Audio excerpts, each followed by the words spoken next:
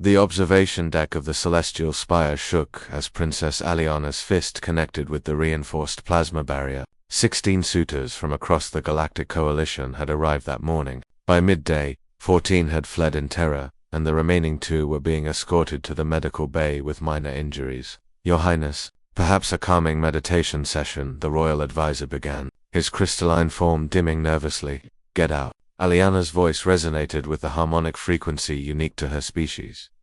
The windows rattled. The advisor wisely retreated. She was alone again. Always alone. The curse of being the last princess of a dying bloodline meant every interaction was transactional, every conversation calculated. Suitors came seeking power, alliances, or the prestige of binding themselves to Kelthar royalty. None came for her. Her skin flickered through violent shades of crimson and black, the bioluminescent patterns betraying emotions she'd been taught to suppress since childhood. Control was everything for her kind. Lose control, and the electromagnetic pulses generated by Kelthar biology could disable ships, collapse shields, or worse. The door hissed open behind her.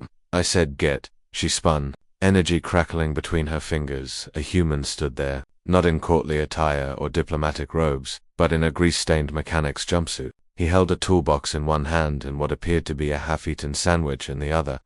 Wrong room, James said simply, glancing at his datapad. Looking for Reactor Core 3. This is definitely not Reactor Core 3. Aliana stared. Humans were rare this far into Coalition space. Their planet had only joined 20 cycles ago. This one seemed utterly unbothered by her display of power, her royal status, or the fact that she could probably vaporize him where he stood.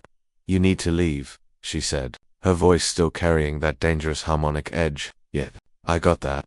James took another bite of his sandwich, consulting his datapad again. Weird, navigation says I'm exactly where I'm supposed to be, but clearly, ...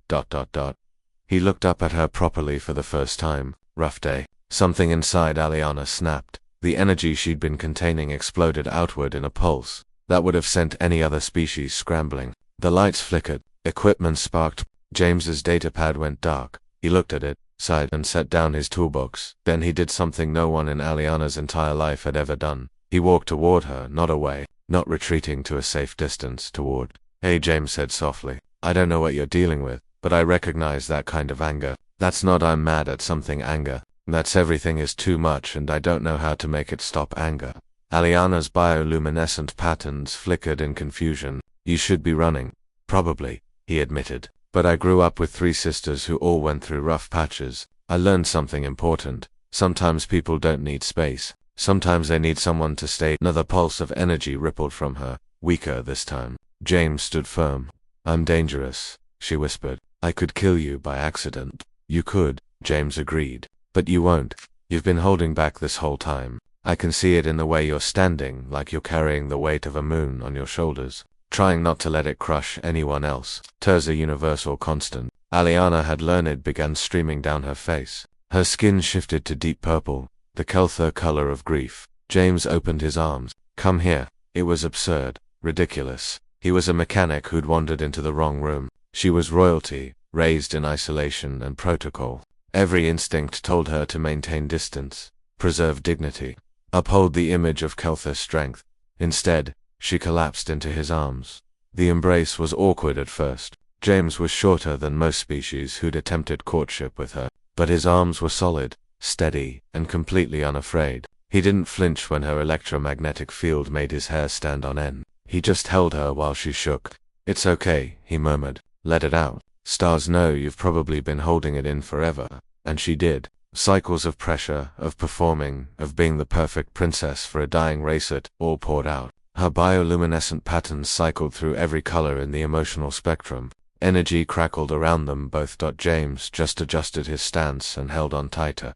When the storm finally passed, Aliana pulled back slightly, mortified. I apologize. That was unbefitting of what? A person having feelings. James smiled. You're allowed to have bad days. Even princesses. Especially princesses. From what I've heard about your schedule, you researched me. I researched the ship's systems. Your calendar was on the public terminal. 72 diplomatic meetings this week alone. That's inhumane. Or in Kelthar, whatever. Despite everything, Aliana laughed. It was a small sound, rusty from disuse, but genuine. James grinned. There we go. Much better than the whole rage monster thing you had going.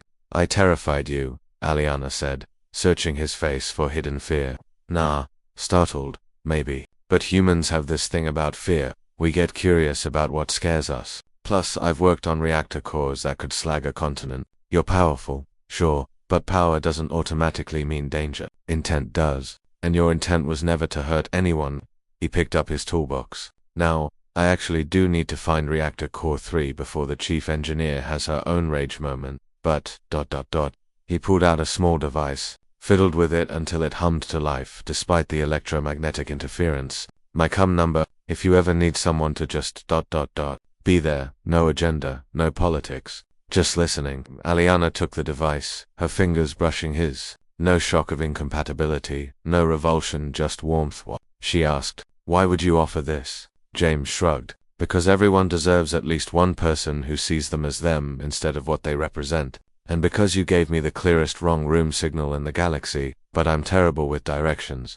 He headed for the door, then paused. Also, for what it's worth, those suitors who ran, their loss. Takes real strength to feel everything you're feeling and not let it consume you.